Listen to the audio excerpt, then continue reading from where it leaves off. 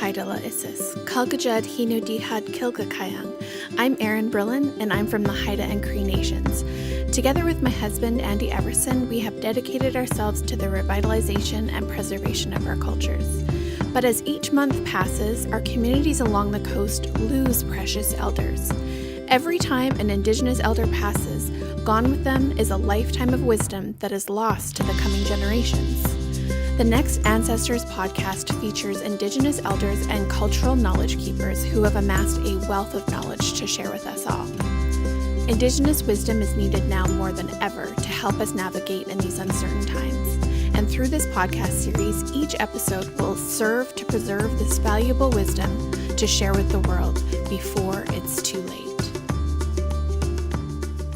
To start off this podcast series with Andy, who is a cultural leader and a chief in his own right. Kailakas la nuam kumkilagilis inis. Kayatlan la K'omoks and Kwakwaka'wakw. My English name is Andy Everson, and my Kwakwaka'wakw name is kumkilagilis inis.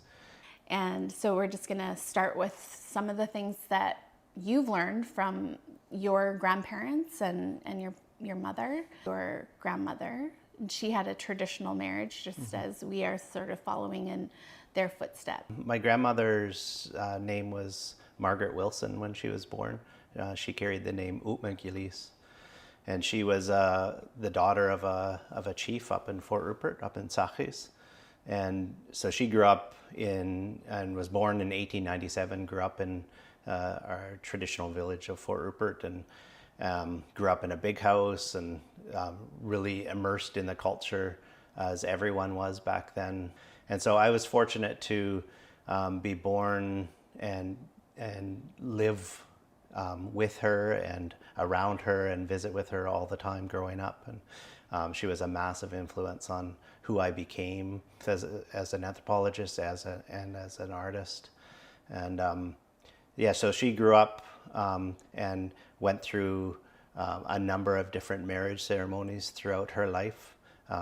She started out as a young girl. She was, we have a ceremony called a huisa, which is a kind of a betrothal marriage. It's when one family wants to obtain privileges from another family, they would betroth their kids together, and the young boys side of the family would pay the young girl side of the family money or blankets or whatever the currency is at the time in order to obtain prerogatives. And so they would be huisad. So my grandma's first kind of pseudo marriage was a huisa ceremony when she was just really little, and that was with Oscar Louis. So before you move on to the other marriages, can you explain about prerogatives? Because I think it's something that we talk about, but not everybody has a really concrete understanding of what exactly prerogatives are and what, how important they are in our culture. Songs, dances, the rights to display certain crests, those are all prerogatives. And all along the coast, the acquisition and maintaining of your prerogatives was at the very foundation of everything that we did in our ceremonies, in our potlatches. And when we would host gatherings like a potlatch, we would show our prerogatives to our guests. And it then becomes the responsibility of our guests to witness the showing of the prerogatives. And that validates the ownership of those things. And so that's at the very foundation of everything that we do in the potlatch world, in our traditional ceremonial system. So just to be clear, it's like you couldn't just go out and show something just because you liked it or just because you saw it somewhere else. It's like you really have to follow what your clan or your tribe has been endowed with from previous generations. Mm-hmm. Like, what are the ways that you can obtain more prerogatives? So you explained the huisa is one of those ways, and then other ways? Yeah, well, the primary way, of course, as you alluded to, is through descent. If you're descended from a certain lineage, that descent gives you rights to certain prerogatives innately.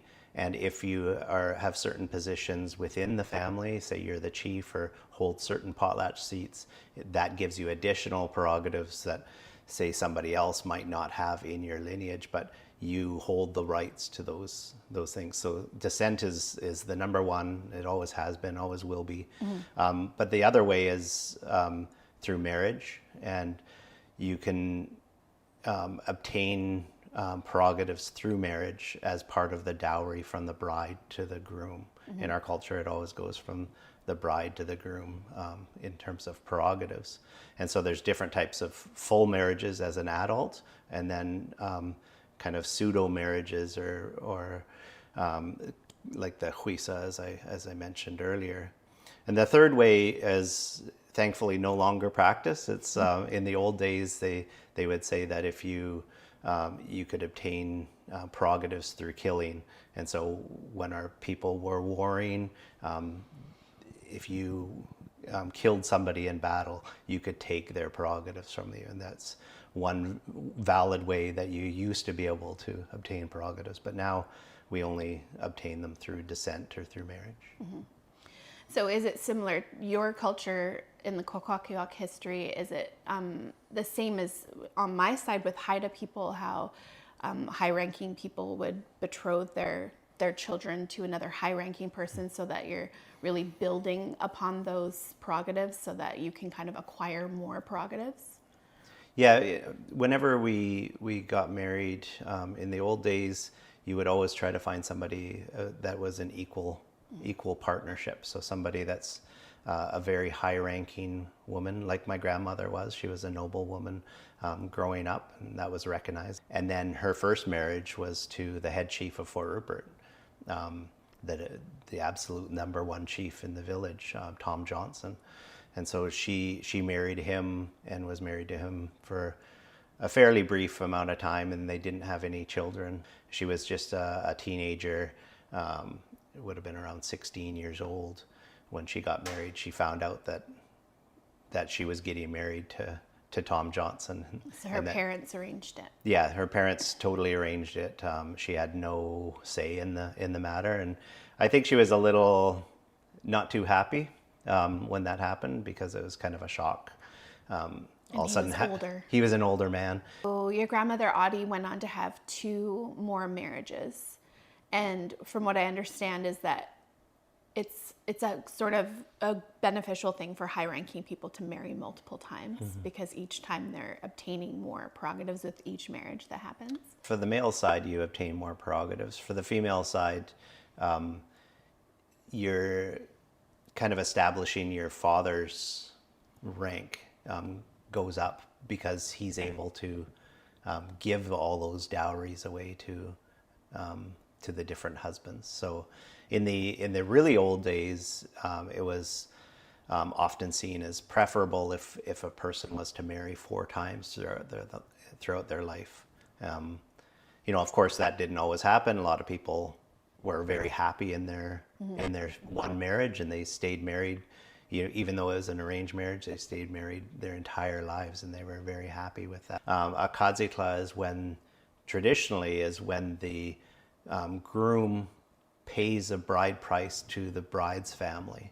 So traditionally, our people, the groom's family, would go to the bride's village and bring a bride price and pay the bride's family, the father usually of the bride, and it was usually paid in blankets. And so they went through a kadzikla, and the second part of that is what we call a kutichya. It's a bride price repayment ceremony, and this is when later on, 2 or 3 years after the kadzikla is given, the bride's family goes to the groom's village and doubles or triples the value of the bride price. And so it's a way of kind of reciprocating and giving back to the groom's family so that they could then potlatch with those goods that are given as a return of the bride price. It's a way of both families supporting one another in their potlatching endeavors. And a lot of it is a show of wealth too, right? To show that you have all these things, all these prerogatives and all this wealth to like bring to the marriage. Yeah, and what's really amazing is like hearing and reading about some of the accounts of the bride price repayment. It was a massive amount of goods that were given. And so in present day culture, those ceremonies have kind of been condensed, along with, you know, the whole potlatch ceremonies have been condensed for practical reasons nowadays. Maybe you can explain a little bit about why that is, and also how we decided to do it a more traditional, try to bring back the more traditional way. Contemporary Kazitla is a condensed version of the and combination of the Kazitla with the Kutikya elements. All in one. All in one ceremony. So nowadays, thankfully, our people never stop doing these traditional marriage ceremonies. Nowadays, it's usually at the groom's family's potlatch that a Kazitla takes place, and the bride's family will come into the big house and bring their dowry goods and things that they want to give over. A bride price wasn't paid to the bride's family years in advance like it was in the old days, and so it's just been kind of condensed into one ceremony. There's elements of both ceremonies in that contemporary Kazitla ceremony. But what we decided to do, because you're Haida and I'm Kwakwaka'wakw, we wanted to do two separate ceremonies again, so that my family could go up to Haida Gwaii and support your lineage in hosting your first clan feast in 100 plus years, maybe even 150 years. And by paying a bride price to you, and then later on, when I potlatch in K'omoks here, that you will do the bride price repayment ceremony. So again, it's that reciprocal nature, so that we both support each other in our feasting and potlatching endeavors. When I potlatch in the fall of this year, we'll be doing a kutikya ceremony, and during that ceremony, you'll be presenting certain prerogatives that will be transferred to me, and including some what we call tlasla headdresses or yahuiwes, to pass on the rights to do the peace dances. And that was the way that the peace dances were obtained by all of our people. Was all up and down the coast. Yeah, we obtained the peace dances from the northern tribes. And so I thought, you know, it's appropriate, because you're one of the northern tribes, that you bring down the Dluwalacha, the Tlasla ceremony, and pass it into my box. And during the course of that, I will be ceremonially adopting your children, so that those dances can then go on to your kids. Because traditionally, that's what, when you get married, the dowry items are mainly for the kids. It's a way of making sure that they have things from their mother's side of the family in the prerogatives dances that come from the mother's side. So one big difference between your culture and my culture is that I come from a matrilineal culture, and you can really only receive and pass on your prerogatives through your mother's line. And so your culture is bilateral. And do you want to explain that a little? Yeah. So Kwakwaka'wakw culture is, you know, in anthropological terms, we say bilateral kinship. So you could obtain prerogatives from both sides, but there's a very, very strong patrilineal bias in that. So the majority of the things go through your father's side. Our chiefs are typically the eldest son lineage all the way down through time from our first ancestors. That's the ideal scenario, is that it's always goes through the father's side. But traditionally, we also would have seats that come from the mother's side of the family that might be passed through marriage or otherwise, that come down to and are often placed onto the younger siblings in the family. So the eldest son would invariably get his dad's position, but the younger siblings would often end up with other seats that come from the mother's side of the family. I like that because it definitely makes it more flexible in order to continue passing on those positions and those, you know, ranked seats, as you would say. There is often a lot of times where there maybe isn't a firstborn son, or maybe there's only girls or things like that. So you have to kind of figure out how those prerogatives are going to keep getting passed down. So in Haida culture, when it can really only come through the mother, you're actually sort of limited in terms of, you know, what if there's, you know, nobody to pass that on to? And there's always, you know, circumstances where you have to go through other branches of the family to ensure that those positions are passed on to a suitable candidate, and that the continuation of those positions is paramount. So we don't want all these seats to be vacant and not used anymore just because you didn't have a son. You know, if there's a nephew or something like that that could take on that position, that's what we would do. I wanted to talk about some of the misconceptions about potlatch ceremony, because there's a lot of like misunderstandings about really what the even purpose is. Because I think that there's this sort of sense that it's this altruistic act where the chief, you know, acquires all these goods and then just gives everything away as if it's, you know, just this generous act. But maybe you can explain how it really was, how our whole economic system worked, a means to both borrow and repay other chiefs, and how it was sort of a whole economic system that wasn't just based on just giving. There was really like this reciprocity where it's giving and receiving at the same time. Just like, you know, the Kadzitla has been condensed, our potlatch system is condensed, and it has very strong elements of the original system, but things have changed over the years as well.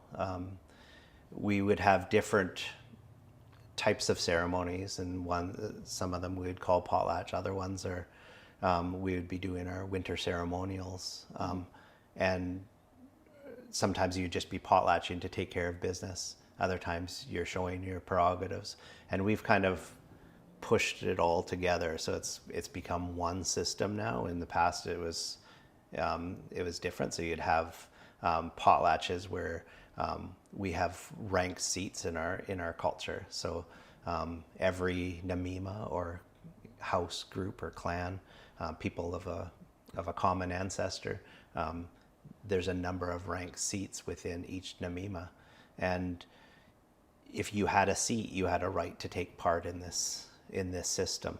And so you would go to somebody's potlatch and they would give out gifts according to rank of all the seats. So it wasn't just everybody, like all the women and children. It was really like the people who are participating in this economic system. In that particular, the real potlatch system, that's what would happen is you would receive gifts according to your potlatch seat, or seats. You can hold multiple seats in our culture. So you could hold one in one namima, one in another, and you get gifts according to every seat that you have. But then you also have the responsibility of upholding all of those seats so that you're also giving away. And essentially it's, in some respects, it's like a forced loan. You're giving something to somebody, but you know you're going to get it back down the road.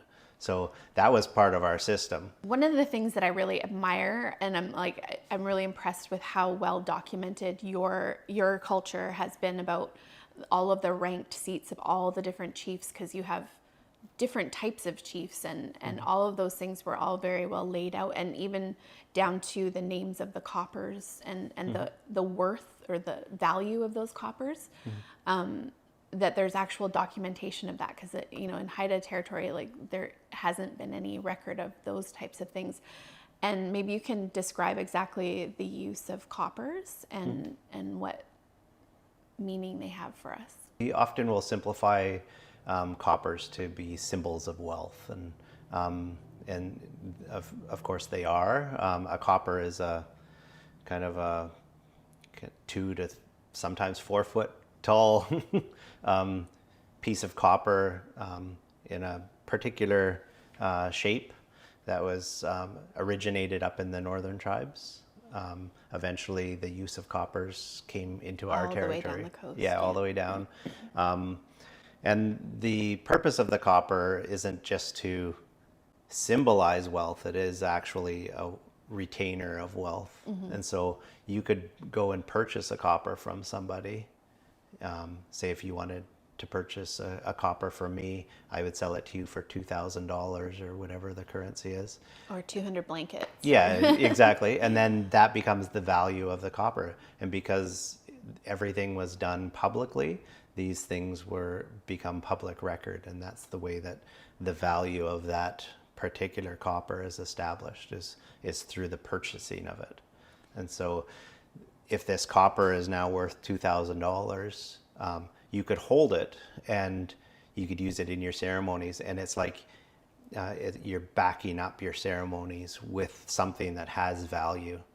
And it has real world value. It's not just kind of imaginary. And so you'd sell that copper and then you'd have that money so that you could host a potlatch and give away that wealth. And so you hold on to this thing for just a short period of time, really. And these coppers circulated all throughout our territory. We didn't just keep coppers and keep them in our families forever. We always bought and sold them and used them. Another way that Kwakwaka'wakw people would use coppers is as a way of defending your rights and prerogatives. So if a chief was to do something against your family, you could break a piece of that copper and give it to that chief, that rival, and he would be obligated to break a copper of equal or greater value and give it back to you.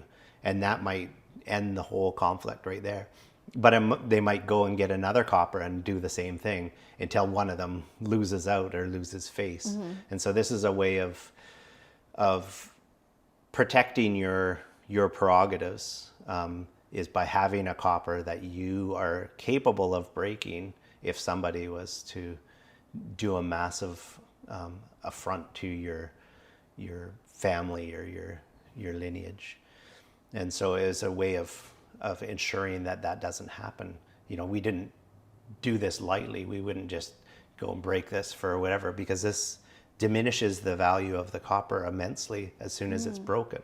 Did you want to describe how you came about getting a chieftainship as the third born son in your family? My cousin William Wasden Jr. Called me and he said that our family, our extended family, wanted to put this position onto me, the eagle seat with the name K'omoks, and it comes from the Numgris people. This was a seat that was dormant for quite some time just because there was no direct descendants to keep it going. Is that how? The position comes from Wa's great-great-grandfather, Fred Innes, and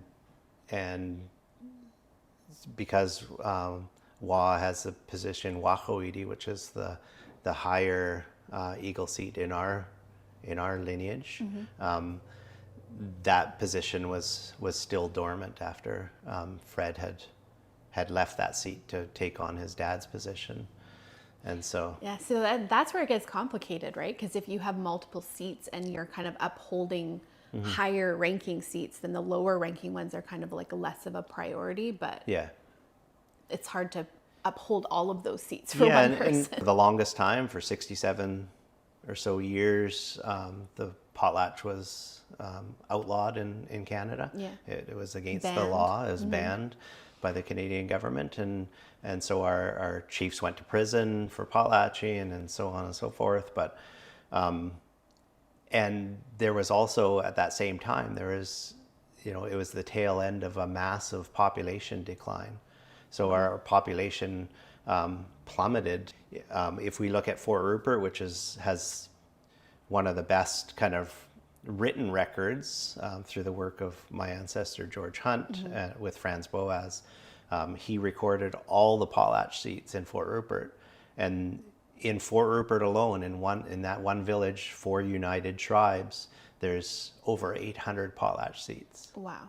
And at the time that he was recording this, there was just over 100 people in the village. So there's so many vacant seats, and a lot of people held multiple seats because the population literally collapsed in not just that community, but as you know, Haida Gwaii, everywhere, our population went to often to 5% of the original amount. So there are a number of seats, potlatch seats and chiefly positions that are still vacant throughout our territory. And in more recent years, there's been an effort for families that have the rights to uplift those seats, is to fill those positions because they've been dormant for so many years. It's our job to ensure that those positions are brought back up and ensure that they're going to be upheld later on in later generations. So, and the other important thing is, like, you can inherit a chief's position, but unless you've potlatched, then you're not technically a chief, because you have to participate in the whole system in terms of, like, you're bringing those prerogatives back to life by hosting potlatches. And yeah, it's in our culture and amongst the Kwakwaka'wakw, when you can be given a chief's position, but until you've potlatched, you don't really have a say in anything, because you're not supposed to get up and speak at a potlatch until you've potlatched yourself, because you've put kind of skin into the game. You've put your money where your mouth is, right? And so it's a responsibility of anybody that has a chiefly position to make sure that they uphold that. And my grandmother used to use the analogy of a chief is like having a cup, and it's your job as a chief to keep that cup full. And you keep it full by potlatching, by hosting our ceremonials, by inviting people into your village and showing your prerogatives and giving away your wealth to those people. And so you fill up that cup, and your job as a chief is to ensure that during your lifetime that cup remains full, so that when your kids are handed that position, they aren't given an empty cup, because it's a lot harder to go from an empty cup to a full cup. Yeah.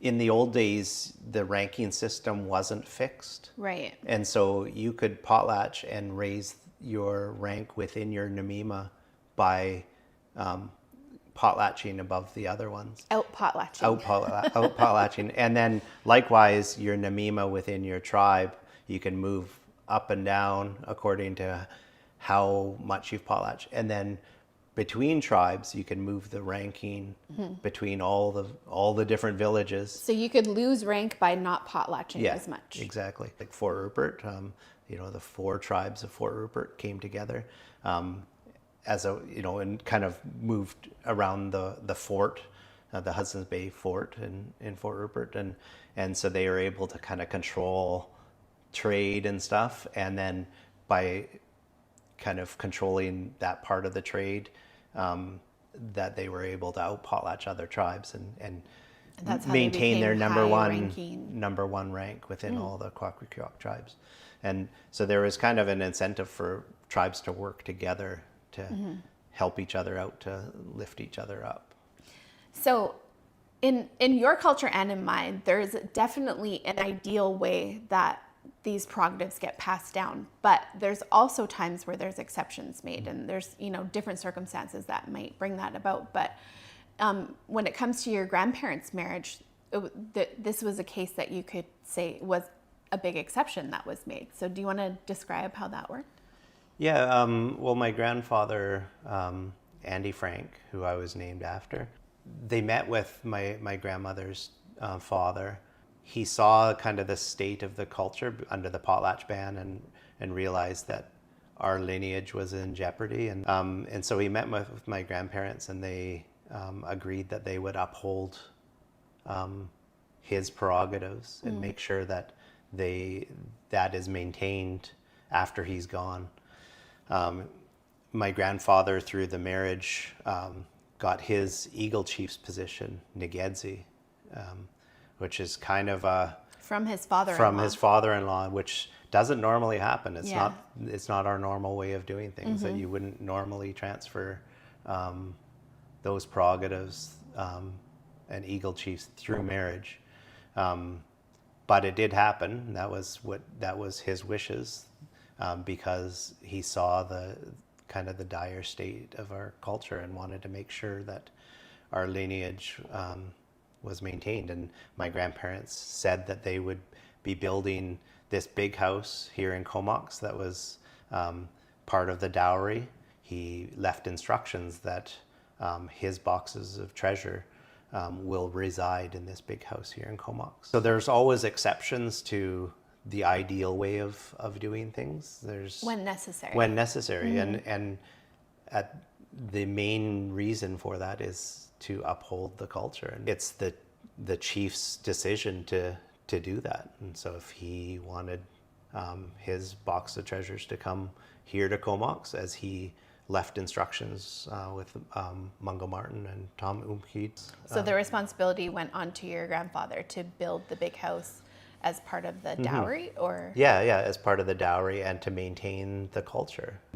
They continued to potlatch and host things during their life. And after my grandfather passed in 1972, my grandmother took it upon herself to potlatch, to maintain the culture, and gave us our first names and dances and things like that, so that to set things forward so that we would follow in those footsteps. And without her doing that, we would be lost in terms of culture, because we'd be scrambling trying to piece it together. But she was able to, hold it together enough to potlatch in 1983 and give us those positions. And just for some context too, when the big house was built, there was not a lot of people practicing culture, not in this community, but also like in lots of places up and down the coast that it had really gone by the wayside. So it was a huge thing for him to, put up the money and put the effort into creating that. But your grandmother also was not really convinced that the culture was going to continue as she got older too, right? Yeah, she was kind of dubious that we would be able to pull it off. I think she thought that after she's gone, that it's just going to disappear. And when I was growing up, all the men on the log were old. Every single one of them was an old man. And I thought as a young person that we're going to be, using a cassette player to listen to the music and not have singers on the log anymore. But you were a big part of the resurgence of bringing, learning songs and bringing new songs into your community and building upon what was passed on to you. You've definitely grown it a lot since you were young. Yeah, I think I've done my part here. I learned from my cousin Wachawidi, William Wasden Jr., basics of singing and stuff, and started a dance group here in K'omoks, and do what I can to uphold the culture here and share knowledge with people. This is legacy work of my grandparents. Without them setting that groundwork, we wouldn't be doing what we're doing today. And there was also a big expectation from your grandmother that you marry an Indigenous person and make sure that those bloodlines remain strong. Yeah, it was. I had very firm instructions that I had to marry an Indigenous person, and from my grandmother, and I listened to her as best as I could. Well, that's one thing that we have in common, because neither one of us could imagine procreating with anyone other than Indigenous people. We both, before we knew each other, had children with other people that were also Indigenous, and that was a really important thing to raise our children stronger even than we were raised into the culture. Yeah, and I think that, that's our role, is to make sure that our kids have it, as good or better than what we had. Obviously, I have just a fraction of the knowledge that my grandmother has, but, I'm trying to help set things forth so that my kids and my nieces and nephews and all understand about our culture and know what their roles will be when the time comes for them to step into those roles, into those positions. And from the Haida perspective, the whole purpose of potlatching was to uplift your children. It was like the whole effort was in raising the prestige of your children so that they could then marry, equally ranking person. And so it just continues to build on the cultural wealth. Yeah, and traditionally in our culture, a chief will start his career as a very young person. Young boys practice potlatching, and they'll hold like little potlatches with their peers, the other young people, and they would often kind of fill the role of their father and practice being in that role, because eventually, when they're in their 20s or 30s, their father would step out of his potlatch seat and move down to a lower seat so that he could uplift his children, uplift his eldest son into his own potlatch seat, so that there's that continuity, so he could watch from a lower seat and instruct his son on the proper ways to be in that position. But there's always that moving of positions in our culture, so that, in the old days, you wouldn't just stay in that one seat your entire life. You would step out of that seat and elevate your children. And, that's the most important thing. It's that continuity of culture and making sure that the next generation will take care of things in a good way, and kind of a little bit of self-deprecation. They're saying, I'm nothing compared to my grandchildren. And that's our traditional way, is to uplift the grandchildren so much that so that they feel their worth in our communities, and so that they feel that our culture and our lifestyle is worth living for. The dance societies that were common all up and down the coast have all but been lost in Haida territory due to rapid population loss and colonization. You have it still so intact, and it's so well documented, the different dance societies, and those are part of the prerogatives that are shown at potlatches, but it's something that's also shared amongst all the different clans and amimas, right? Do you want to talk a little bit about some of the dance societies that are still alive and well in your culture? We have a whole bunch of different societies, and amongst many of the Kwakwaka'wakw tribes, the Hamatsa Society is our highest dance society, and that was obtained through marriage again, with Rivers Inlet and Bella Bella, that prerogative. It was originated in that It territory. originated up in, and then brought yeah, over. Kwakwaka'wakw territory through marriage, the rights to become a hamatsa. But essentially, any of the societies, a chief would have a box of treasures, and in that box of treasures would be the rights to initiate people into certain societies. And so if that chief doesn't have a hamatsa or a mamaka or a tuhuid or whatever the society is, you can't initiate somebody into that. You don't have the rights to do that. And so different chiefs have different rights to initiate into certain societies. But because it was prestigious to have one of those positions, like that was a really good incentive for wanting to marry into another family that has that to bring over. Exactly, and that would be one of the main reasons you would choose somebody, is because of the prerogatives that you could acquire, so that your children would you know, if You're you setting didn't your have kids a up. if you didn't have a hamatsa in your lineage, you could go and marry somebody to bring that into your lineage so that you Your can initiate offspring. your eldest son into that society. You know, we can't just pick and choose what we want to do. Yeah. It's kind of, again, you have to either have that prerogative already or you have to marry to obtain that prerogative. One of the two. This is the truth up and down the coast. Like all of the coastal tribes followed this exact way of obtaining and showing prerogatives. And it's sort of like the whole focus of our whole culture was obtaining and then showing and upholding those prerogatives. When you talk about the box of treasures, maybe describe what that is for people who aren't aware of what the box of treasures is.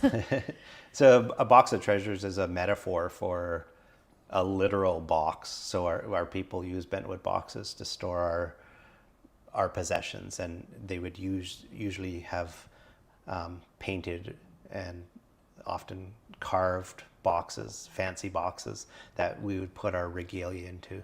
And so we use that term, a box of treasures, because it contains different pieces of regalia that represent those prerogatives that a family has. So a chief would have a specific box of treasure and be able to put dances onto whoever he wants to put those dances onto. That's his right to say, okay, I'm going to put this onto my nephew or, you know, my grandson or whatever, and different, and initiate them into different dance societies. And so our dance societies, you would always go through an initiation process in order to enter that society.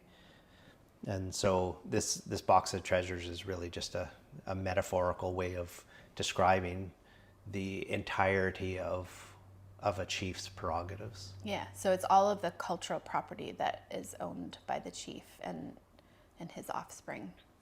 Yeah. So like when I think about potlatches up and down the coast, I know that, you know, within your culture, because it's been so well maintained, like the dance societies and your prerogatives and like the whole box of treasures, but in places up the coast where those have not been as maintained, you know, due to colonization and rapid population loss and stuff like that, like potlatches that happen up north don't necessarily have prerogatives to show. So that's something that we're definitely working to try to bring back, because, you know, currently potlatches that are held in northern communities, they have dance groups that do performances and they do songs, but they're not necessarily tied to the chief's lineage. And so that's something that has kind of gone by the wayside, but it's like slowly coming back. But we're in the situation in Haida territory where because there's no documentation of those songs or dances, like we literally have to compose new songs and create new masks and you know, to bring those forward, just following like what crests we know we have and things like that. Yeah. But I really love that your culture has kept that so well maintained and so well documented throughout all the years. So there isn't really any question about what you hold in your box of treasures. So for the second part of our marriage ceremony, we're bringing something back again that was, you know, done commonly back in the day and hasn't been done in many generations. Yeah, so K'omoks are box lids, ancient box lids amongst the Kwakwaka'wakw, and they would have a front flange decorated with sea otter teeth. And at some point in our history, you know, they would, as part of the Kutikya ceremony, they would have all these boxes with these box lids, and eventually it just became just the lids that became representative of the great wealth that's because we would being store transferred. all manner of things in boxes. Exactly. Like boxes were just like such a huge part of how we kept things, whether it was food or belongings and all of that. So it is a representation of wealth. Yeah, and so our people would transport all these goods on a catamaran, so two canoes tied together with planks across. Groom's Village, our people started to set up all the goods on the ground, and they would outline all the goods with these box lids, and that was to represent the catamaran of the bride price repayment ceremony. And during the course of the ceremony, one of the members of the groom's family would come out with an axe and break one of these lids in half. And then he would say that he sunk the catamaran and that all those goods have to stay in that village and be distributed. That's part of the ceremony that we are going to be bringing back. In the old days, they would give out these giksakstala to people that were witnesses, and then when the next father of the bride wanted to have to do a bride price repayment ceremony, he would buy all the box lids from everybody and then do the whole process again. And they say that each box lid had the value of one blanket. So if you held on to that box lid, you knew that somebody would come and down the road would buy that from you for one blanket. So it was kind of this promissory note that you're going to get a blanket for this this box lid at some point. So thanks for giving us a sort of foundational overview of Northwest Coast culture. There's so much that can be said. There's so many complexities, but that's sort of like a good framework for us to build upon when we talk with the rest of the elders throughout the series. Thank you.